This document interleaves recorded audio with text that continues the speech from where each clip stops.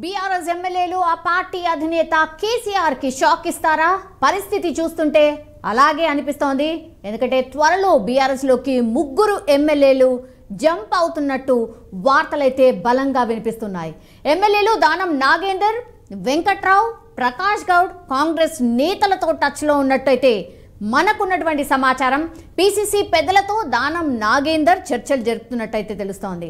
Then అటు ప్రకాష్ గౌడ్ మంత్రి పొన్నంతో మంతనాలు చేస్తున్నట్టు కూడా సమాచారం. నిన్న పొన్నం ప్రభాకర్ అండ్ ప్రకాష్ గౌడ్ వాళ్ళిద్దరూ కలిసిన సిచ్యువేషన్ కూడా మనం స్పష్టంగా చూసాం. సో మంత్రి పొంగులేటి అనుచరుడు ఎమ్మెల్యే వెంకట్రావు కూడా కాంగ్రెస్ కండువా కప్పుకోబోతున్నట్టు కూడా వార్తలు వస్తున్నాయి. ఇన్పుట్ అయితే సంజయ్ జాయిన్ అవుతున్నారు. సంజయ్, నిజంగా ఈ వార్తల్లో నిజమెంత? ఎందుకని ఈ 3 పేర్లే వినిపిస్తున్నాయి? సౌమ్య, మొత్తమిన బీఆర్ఎస్ అధికారం కోల్పోయి ఒక నెల రోజులు గడుస్తున్న విషయం మనందరికీ తెలిసిందే. కొత్తగా కొలువుదిరిగినటువంటి కాంగ్రెస్ గవర్నమెంట్ వైపు ముఖ్యంగా రేవంత్ రెడ్డికి ఉన్నటువంటి యాక్సెస్, ఆయన టీడీపీలో పనిచేశారు, ఆయన బీఆర్ఎస్లో పనిచేశారు, బీజేపీలో పనిచేశారు రేవంత్ రెడ్డి. ఇప్పుడు తెలంగాణకు కాంగ్రెస్ నుంచి ముఖ్యమంత్రిగా ఎన్నుకోబడ్డ విషయం మనందరికీ తెలిసిన విషయమే. ఇప్పుడు ఎప్పుడైతే అధికారంలో ఉన్నటువంటి పార్టీ వైపు ప్రతి ఒక్కరూ చూస్తున్న విషయము గతంలో జరిగి కళ్ళ ముందు కనిపించినటువంటి దాఖలాలు చాలా ఉన్నాయి. ఒకటి, ఇప్పుడు సోషల్ మీడియాలో బాగా అల్చల్ చేసేది, చెక్కలు కొట్టేది ఒకే ఒక అంశం ఏంటంటే కాంగ్రెస్లోకి బీఆర్ఎస్కి సంబంధించినటువంటి ఎమ్మెల్యేలు వెళ్తున్నారనేసి సోషల్ మీడియాలో బాగా చెక్కలు కొడుతున్న విషయం మనకు తెలుసు. ఇలాంటి దాన్ని అంటే నిజంగా అంటే ఇది ఎందుకు ఇలా జరుగుతుంది అనేదానికి ఒక ఉదాహరణ చెప్పాలంటే, నిన్న కేటీఆర్ 6 నెలల్లోనే ప్రజలు కాంగ్రెస్ పై తిరగబడతారు మీన్స్ ఏదంటే 6 నెలల్లో కాంగ్రెస్ పార్టీ ఉండదు అంటే ఒక విధంగా చెప్పాలి అంటే నిజంగా కాంగ్రెస్ పార్టీకి ఆ పరిస్థితి ఉంది అంటే లేదు అని చెప్పాలి. ఎందుకంటే 65 మంది ఎమ్మెల్యే ఉన్నటువంటి కాంగ్రెస్ పార్టీ అధికారం చేపట్టింది. ఇక్కడ కూడా ఇలాంటి లుకలుకలు లేవు అని చెప్పుకోవచ్చు. గతంలో కొంతమంది అంటే బీఆర్ఎస్కి సంబంధించినటువంటి నాయకులు కావచ్చు, బీఆర్ఎస్కి సంబంధించినటువంటి ఎక్స్ మంత్రులు కావచ్చు, కొంత కామెంట్ కాంగ్రెస్ ప్రభుత్వం కూలిపోతుందనేసి కూడా కొన్ని కామెంట్లు చేశారు. నిజంగా కూడా ఇలాంటి పరిస్థితి ఉంటే బీఆర్ఎస్కు సంబంధించిన ఎమ్మెల్యేలు కాంగ్రెస్ పార్టీలోకి ఎందుకు వెళ్తారు, కాంగ్రెస్ పార్టీ వైపు ఎందుకు చూస్తారు అనేసి ఒక చర్చ అయితే జరుగుతుంది బలంగా. ముఖ్యంగా తెలంగాణ రాష్ట్రంలో జరుగుతున్నటువంటి ఇదే చర్చ ఇదే బాగా బలంగా వినిపిస్తున్నటువంటి ఒకటి, ఖమ్మం జిల్లాకు సంబంధించినటువంటి పొంగులేటి అనుచరుడు వెంకట్రావు అనే గతంలో కూడా ఒక క్లారిఫికేషన్ ఇవ్వడం జరిగింది. నేను బీఆర్ఎస్లోనే ఉంటాను, కాంగ్రెస్లోకి వెళ్ళను అనేసి. కాకపోతే ఏంటంటే ఇక్కడ ఉన్నటువంటి వెంకట్రావు కావచ్చు, దానం కావచ్చు, అదేవిధంగా ప్రకాష్ గౌడ్ కావచ్చు, వీళ్ళు ఎందుకంటే గతంలో బీఆర్ఎస్ పార్టీలో కొంతకాలం మాత్రం పనిచేశారు. తర్వాత వాళ్ళు గతంలో కాంగ్రెస్ పార్టీలో మంత్రుల దానం నాగేందర్ కాంగ్రెస్ పార్టీలో మంత్రిగా పనిచేశారు. అదేవిధంగా కాంగ్రెస్ పార్టీలో చాలా కాలం పనిచేశారు. కాకపోతే ఒకటి, బీఆర్ఎస్ అధికారంలో ఉంది కనుక బీఆర్ఎస్లో జాయిన్ కావడము, బీఆర్ఎస్ నుంచి కూడా గెలవడం జరిగింది. మొత్తం మీద ఇవన్నీ ఏంటంటే ఒకటి, వాళ్ళకు కాపాడుకుంటూ వాళ్ళకు సంబంధించినటువంటి స్థిరాస్తులకు సంబంధించినటువంటిది కొంత పదిలంగా ఉండాలి అంటే అధికార పార్టీ వైపు ఉంటేనే కొంత అంటే మనశ్శాంతిగా ఉండొచ్చు అనే ఉద్దేశంతో కొంత ఈ యొక్క అలజడైతే నెలకొంది చెప్పుకోవచ్చు. ఓన్లీ వీళ్ళు 3 ఉండరా, లేకపోతే ఇంకెవరన్నా ఈ కాంగ్రెస్ పార్టీ వైపు వచ్చే అవకాశం ఉంది అంటే నిజంగానే కాంగ్రెస్ వైపు చాలామంది చూస్తున్నారనేసి ఈ యొక్క అంటే అది సోషల్ మీడియాలో హల్చల్ చేస్తున్నటువంటి సందర్భము మనకు చాలా స్పష్టంగా కనిపిస్తుంది. నిజంగా మనకు కలిసినటువంటి పొన్నం ప్రభాకర్ ప్రకాష్ గౌడ్ని కలవడము, అదేవిధంగా స్వామి గౌడ్ని కలవడము, ఇలాంటి వారిని కలవడం వల్ల వీటికి కొంత బలం చేకూరే అవకాశం అయితే చాలా స్పష్టంగా ఉంది.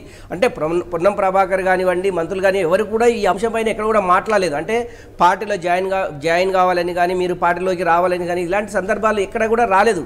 కాకపోతే ఒకటేంటంటే బీఆర్ఎస్కి సంబంధించినటువంటి వర్కింగ్ ప్రెసిడెంట్గా ఉన్నటువంటి కేటీ రామారావు చేస్తున్నటువంటి ఏదైతే కామెంట్ ఉందో 6 నెలల్లో ప్రజలు తిరగబడతారు అనేసి కామెంట్ మీద కొంత కాంగ్రెస్లో కొంత అలజడి అయితే నెలకొంది. దానికి సంబంధించినటువంటి కాంగ్రెస్ మరింత బలోపేతం చేసుకోవడానికి ఈ తెలంగాణలో అంటే 5 సంవత్సరాల పాటు కాంగ్రెస్ గవర్నమెంట్ పదిలంగా ఉండడానికి ఇలాంటి ఏమన్నా చర్చ జరుగుతుందా, వీళ్ళని పోయి కలవడం ఏమన్నా చేస్తుందా అనేది మనము కొద్దిగా వేచి చూడవలసిన అవసరం ఉంది. ఒకటి ఏంటంటే ఇప్పుడు జూపల్లి కృష్ణరావు మాట్లాడుతుందంటే ఈ 6 గ్యారంటీలకు సంబంధించింది తలకు మీరిన భారం అంటే ఇప్పటికే గత బీఆర్ఎస్ అధికారంలో ఉన్న సమయంలో 7 లక్షల కోట్ల రూపాయలు తెలంగాణకు అప్పు చేసి కూర్చున్నది. ఇప్పుడు ఈ 6 గ్యారంటీలకు సంబంధించింది అమలు చేయాలంటే ఆర్థిక పరమైనటువంటి లావాదేవీలు కనుక రాష్ట్ర బడ్జెట్ ఎంత, ఇప్పుడు ఈ 6 గ్యారంటీలకు సంబంధించిన అంశము తెరపైకి రావడంతో అంటే తెరపైకి మీన్స్ ఏంటంటే ఎన్నికల సమయంలో వీళ్ళు ఇచ్చినటువంటి 6 గ్యారంటీలకు సంబంధించిన అంశము ఇప్పుడు ఈ 90 రోజుల్లో ఏ విధంగా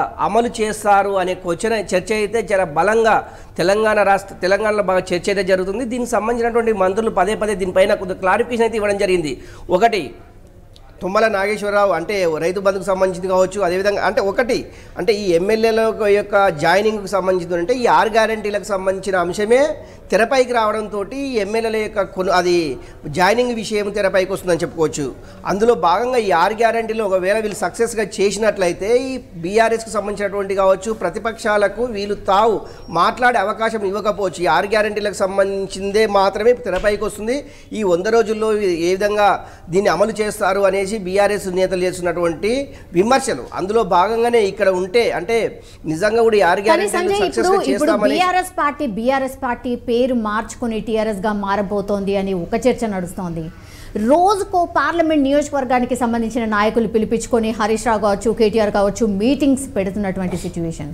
మీటింగ్లో అంటే మనకు కనిపిస్తోంది ఒకటి మాట్లాడుతున్నారు, కానీ లోపల మాత్రం వీళ్ళకి క్లాస్ ఉంటోంది. మీరు ఎటు వెళ్ళొద్దు, ప్రతిపక్షంలో ఉంటేనే మనం బలంగా అవుతాం, అండ్ ఇప్పుడు పార్లమెంట్ ఎలక్షన్స్ రాబోతున్నాయి కాబట్టి కష్టపడదాం అనే మాట చెప్తున్నటువంటి సిచ్యువేషన్. అండ్ బయటకు మాత్రం త్వరలోనే కేసీఆర్ రాబోతున్నారు, రంగంలోకి దిగబోతున్నారు అని కూడా వాళ్ళే మాట్లాడుతున్నారు. సో పార్టీని ఒక రకంగా కాపాడుకునే ప్రయత్నం జరుగుతోంది అనుకోవచ్చా?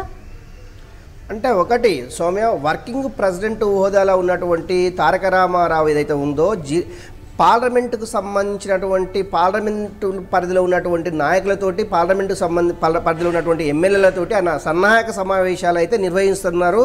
ప్రతిరోజు ఒక పార్లమెంటుకు సంబంధించినటువంటి అభ్యర్థులు, ఆ పార్లమెంటు పరిధిలో ఉన్నటువంటి ఎమ్మెల్సీలు కావచ్చు, ఆ పార్లమెంటు పరిధిలో ఉన్నటువంటి ఎమ్మెల్యేలు కావచ్చు, ఆ పార్లమెంట్ పరిధిలో ఉన్నటువంటి జడ్పీటీసీలు కావచ్చు, వీళ్ళందరినీ బీఆర్ఎస్ భవన్కు పిలిపించుకొనేసి అంటే పార్టీని వీడకూడదు, పార్టీ యొక్క బలాలు ఏ విధంగా ఉండాలి, అధికార పక్షాన్ని ఏ విధంగా మనం ఎదుర్కోవాలి అనే ఉద్దేశంతో వాళ్ళందరికీ కొంత అంటే అది కొంత వాళ్ళకు క్లారిఫికేషన్ ఇచ్చే ప్రయత్నం అయితే చేస్తున్నారు. నిజంగా కూడా ఎవరికి కూడా గతంలో కేటీ రామారావు ఒక పిలుపు ఇచ్చిందంటే బీఆర్ఎస్ భవన్ మొత్తం చుట్టూ జనాలు వచ్చేవారు. కాకపోతే ఇప్పుడు అవకాశం ఆ అవకాశం లేదు. ఎందుకంటే ఇప్పుడు ఆ ప్రతిపక్షంలో ఉంది. ఒకటి ఏంటంటే ఇప్పుడు కేటీ అధికారంలో లేని అది పార్టీ వైపు ఎవరు కూడా చూడరు. ప్రతిపక్షంలో ఉన్నటువంటి ఇప్పుడు బీఆర్ఎస్ ఆ దిశగా పయనిస్తుంది అంటే నిజంగా కూడా అది ఎక్కడ కూడా ఊచు కూడా కనిపిస్తలేదని చెప్పుకోవాలి. నిజంగా ఎందుకు ఇలా జరుగుతుంది అనేసి వీళ్ళు ఇప్పటికే అది కొంత మదనం అయితే చేసుకున్నటువంటి పరిస్థితి కొడుతుంది. ఒకానొక దశలో ఒక పార్లమెంట్కి సంబంధించినటువంటి హరీష్ రావు మీటింగ్ పెడితే మరో పార్లమెంట్కి సంబంధించినటువంటి కేటీఆర్ మీటింగ్ అయితే ఈ సన్నాహక సమావేశాల్లో ఏర్పాటు చేసేసి ఎమ్మెల్యేలకు కొంత భరోసా కల్పించే విధంగా వీరిద్దరు చేస్తున్నటువంటి ప్రయత్నం ఎంతవరకు ఫలిస్తుంది అనేసి మనం వేచి చూడాలి. నిజంగా కూడా రేపు పార్లమెంటు ఎన్నికల్లో నిజంగా ఎంతమంది కాంగ్రెస్ వైపు వెళ్ళే అవకాశం ఉంది అంటే నిజంగా కూడా వెళ్ళే అవకాశం ఉంది అనేసి కొంత అయితే చర్చ అయితే రాష్ట్ర రాజకీయాలు అయితే జరుగుతుందని చెప్పుకోవచ్చు. ఎందుకంటే వాళ్ళకు ఉన్నటువంటి ఆస్తుపాస్తులు కానివ్వండి, వాళ్ళకు ఉన్నటువంటి స్థిరాస్తులకు సంబంధించినటువంటి కానీ అధికార పక్షం వైపు ఉంటే ఏంటంటే ఇలాంటి ఇబ్బందులు ఉండవు అనే ఉద్దేశంతో ఈ యొక్క మా కాంగ్రెస్ వైపు మొగ్గు చూపే అవకాశం చాలా స్పష్టంగా ఉంది. ఒక ఉదాహరణ చెప్పాలి. ఎందుకంటే మొన్నటి వరకు బీజేపీలో ఉన్నటువంటి వివేక్ వెంకటస్వామి ఆయన ఎప్పుడైతే కాంగ్రెస్లో జాయిన్ అయ్యి కాంగ్రెస్లో గెలిపొంది ఎమ్మెల్యేగా గెలిచారో వెంటనే ఈడీకి సంబంధించినటువంటి దాడులు కూడా చేయడం జరిగింది. నిజంగా కూడా అధికార పార్టీలు ఉంటే తప్ప ప్రతిపక్ష పార్టీలో ఉంటే కొన్ని ఇలాంటి ఆర్థికపరమైనటువంటి ఇబ్బందులు తప్పవు అనే ఉద్దేశంతో కొంతమంది అంటే బీఆర్ఎస్కి సంబంధించినటువంటి ఎమ్మెల్యేలు కావచ్చు, ఎంపీ అభ్యర్థులు కూడా కావచ్చు, ఇంకా అధికార పార్టీ వైపు మొగ్గు చూపే అవకాశం అయితే చాలా స్పష్టంగా ఉంది. ఇది పార్లమెంటు ఎన్నికల కంటే ముందు జరుగుతుందా, పార్లమెంటు ఎన్నికల తర్వాత జరుగుతుందా అనేది అది కాలమే నిర్ణయిస్తా అని చెప్పుకోవచ్చు. సౌమ్య, జనరల్లీ ఇట్లాంటి లీక్స్ వచ్చినాయంటే డెఫినెట్లీ ఎక్కడో ఒక చోట సమ్వేర్ అంటే వీళ్ళెవరో టచ్లో ఉన్నారు అండ్ మాట్లాడుతున్నారు అనేది అయితే స్పష్టమవుతుంది సంజయ్. సో పార్లమెంట్ ఎన్నికల తర్వాత, పార్లమెంట్ ఎన్నికల కంటే ముందా, ఈ రెండిట్లో ఏది జరిగే ఛాన్సెస్ కనిపిస్తున్నాయి? ఎందుకంటే చాలా చోట్ల కూడా అవిశ్వాస తీర్మానాలు పెడుతున్నారు. సో గ్రౌండ్ లెవెల్లో బీఆర్ఎస్ పార్టీకి చాలా ఇబ్బంది ఉంది. సో వీళ్ళందరినీ కాపాడుకోవాలంటే మరి బీఆర్ఎస్ ఏ ప్లాన్ చేయబోతోంది? సౌమ్య, ఒకటి అంటే పార్లమెంటు తర్వాతనా పార్లమెంట్ ముందు కంటే కూడా మనం ఒక చిన్న డిస్కషన్ అయితే చేసుకోవాలి. ఇక్కడ ఏంటంటే సోషల్ మీడియాలో వస్తున్న కావచ్చు, మెయిన్ స్ట్రీమ్ మీడియాలో వస్తున్నటువంటి ఏదైనా అంశం ఒకటి కొంతమంది వ్యక్తుల పేరు వస్తుంది అంటే పలానా పార్టీ నుంచి పలానా పార్టీకి వెళ్తున్నారు అంటే దానిపైన ఆ అభ్యర్థి ఎవరైతే పేర్లు బయటకు వచ్చాయో అభ్యర్థులు వచ్చేసి దాన్ని ఖండించాలి. కాకపోతే ఒక 2-3 రోజుల నుంచి తీవ్రంగా వీళ్ళ పేర్లు వినిపిస్తున్నా కూడా అభ్యర్థులు ఎక్కడ కూడా అంటే ప్రకాష్ గౌడ్ కావచ్చు, లేకుంటే దానం నాగేంద్ర కావచ్చు, ఇంకో XYZ ఎవరైనా కావచ్చు, దీనిపైన కూడా ఎవరు కూడా క్లారిఫికేషన్ ఇవ్వలేకపోతున్నారు. నిజంగా కూడా దీనికి బలము చేకూరేటువంటి అవకాశం చాలా స్పష్టంగా కనిపిస్తుంది. ఒకటి, వీళ్ళు వచ్చేసి మీడియా ముందుకు వచ్చేసి దీన్ని కొట్టిపరేయాలి, కానీ ఇది తప్పు, ఇది రాంగ్, ఇది మేము కాంగ్రెస్లో BRSలోనే ఉంటాం, కాంగ్రెస్లోకి వెళ్ళము అనేసి. కానీ నిజంగా కూడా ఎక్కడ కూడా ఆ అభ్యర్థులు ఎవరైతే ఉన్నారో, మనం చెప్పుకున్నటువంటి ఈ 3 అభ్యర్థులు ఉన్నారో, లేకుంటే ఇంకా కొంతమంది రావాల్సిన వాళ్ళు ఉన్నారో, ఎక్కడ కూడా దీనికి సంబంధించిన అంశం ఎక్కడ కూడా క్లారిఫికేషన్ లేదు. 2, మూడవది ఏంటంటే చూస్తున్నాం మనం నల్గొండ కావచ్చు, కరీంనగర్ కావచ్చు, వరంగల్ కావచ్చు, అదేవిధంగా ఆదిలాబాద్కు సంబంధించినటువంటి జడ్పీ చైర్పర్సన్ కావచ్చు, మున్సిపల్ చైర్పర్సన్స్ కావచ్చు, ఆ పార్టీలో అక్కడ అవిశ్వాసం ఏర్పాటు చేసేసి అవిశ్వాసంలో కాంగ్రెస్ వైపు వచ్చేసి కాంగ్రెస్ సంబంధించినటువంటి అభ్యర్థులను గెలుపొందేసి అక్కడ కాంగ్రెస్ మున్సిపల్ చైర్మన్గా ఉన్నటువంటి సందర్భాలు చాలా ఉన్నాయి. ఎందుకంటే ఏ ప్రాంతంలో అయితే ఎమ్మెల్యేగా ఓడిపోయిన వ్యక్తులు ఉన్నారో, అంటే BRSకు సంబంధించినటువంటి వ్యక్తులు ఉన్నారో, ఆ ప్రాంతాల్లో ఎక్కువ కూడా ఈ మున్సిపల్ చైర్మన్లకు సంబంధించినటువంటి రాజీనామాలు, అవిశ్వాస తీర్మానాలు ఎక్కువైనాయని చెప్పుకోవచ్చు. అందులో భాగంగా ఇప్పటికీ రంగారెడ్డి కావచ్చు, ఉమ్మడి మహబూబ్నగర్ జిల్లాకు సంబంధించింది కావచ్చు, ఉమ్మడి నల్గొండ ఆదిలాబాద్ జిల్లాకు సంబంధించినటువంటి ఇవైతే బాగా అంటే ఈ యొక్క అవిశ్వాసాలకు వైపు అయితే చాలా మొగ్గు చూపుతున్నారు. ఎందుకంటే కాంగ్రెస్ పార్టీకి సంబంధించినటువంటి వాళ్ళ కౌన్సిలర్లు ఏదైతే తక్కువ ఉన్నారో వాళ్ళే అవిశ్వాసం పెట్టేసేసి కాంగ్రెస్ వైపు BRSలో ఉన్నటువంటి వాళ్ళందరినీ కాంగ్రెస్ వైపు తిప్పుకొని కాంగ్రెస్ పార్టీ విజయం సాధించిన సందర్భాలు ఈ 10-15 రోజులు జరుగుతున్నటువంటి సందర్భాలు చాలా చూసాం. అందులో భాగంగానే నిజంగా కూడా ఇక్కడ ఉంటే ఉపయోగం లేదు అనే ఉద్దేశం ఏమన్నా BRSలో ఉన్నటువంటి ఎమ్మెల్యేలకు అనిపిస్తే ఆల్మోస్ట్గా అది కాంగ్రెస్ వైపు చూసే అవకాశం ఉంది. నిజంగా కూడా ఈ పార్లమెంట్ ఎన్నికల వరకు ఉంటారా, లేకుంటే పార్లమెంట్ ఎన్నికల తర్వాత అనేది టైం బాండ్, అది టైంను డిసైడ్ చేస్తుంది, వాళ్ళ యొక్క సో అది వ్యక్తిగత మీద ఆధారపడి ఉంటుందని చెప్పుకోవచ్చు. ఏదేమైనా కూడా BRS నుంచి కాంగ్రెస్ వలసలు అనేది కొంత చర్చ అయితే బలంగా సాగుతుందని చెప్పుకోవచ్చు. సౌమ్య, ఎస్, ఆల్రైట్ సంజయ్, మొత్తం మీద అది BRS ఎమ్మెల్యేలు అయితే ఆ పార్టీ అధినేత కేసీఆర్కి షాక్ ఇచ్చేలా కనిపిస్తోంది. పరిస్థితి చూస్తుంటే మాత్రం ఇలాగే ఉంది. ఎందుకంటే త్వరలో BRSలోకి 3 ఎమ్మెల్యేలు జంప్ అవుతున్నట్టయితే వార్తలు అయితే బలంగా వినిపిస్తున్నాయి. అందులో ఎవరు ఉన్నారు అంటే దానం నాగేందర్, వెంకట్రావు అండ్ ప్రకాష్ గౌడ్ కాంగ్రెస్ నేతలతో టచ్లోకి వచ్చినట్టయితే ఒక లీక్ అయితే అందుతోంది. అండ్ PCC పెద్దలతో దానం నాగేందర్ చర్చలు జరుపుతున్నట్టు సమాచారం. అండ్ ప్రకాష్ గౌడ్ అయితే నిన్న ఏకంగా మంత్రి పొన్నంతోనే మంతనాలు జరిపినట్టు కూడా మనమే చూసాం. సో మంత్రి పొంగులేటి అనుచరుడు ఎమ్మెల్యే వెంకట్రావు కూడా కాంగ్రెస్ కండువా కప్పుకోబోతున్నట్టు కూడా వార్తలు వస్తున్నాయి. ఇవి వార్తలేనా? కానీ నిజంగా ఇది జరగబోతోందా? మరి ఓన్లీ ఈ 3 ఎమ్మెల్యేనా, లేకపోతే ఈ లిస్ట్ ఇంకా పెద్దగా ఉండబోతోందా అనేది చూడాల్సిందే. మరి పార్లమెంట్ ఎలక్షన్స్ కంటే ముందా తర్వాత అనేది కూడా వేచి చూడాల్సిందే.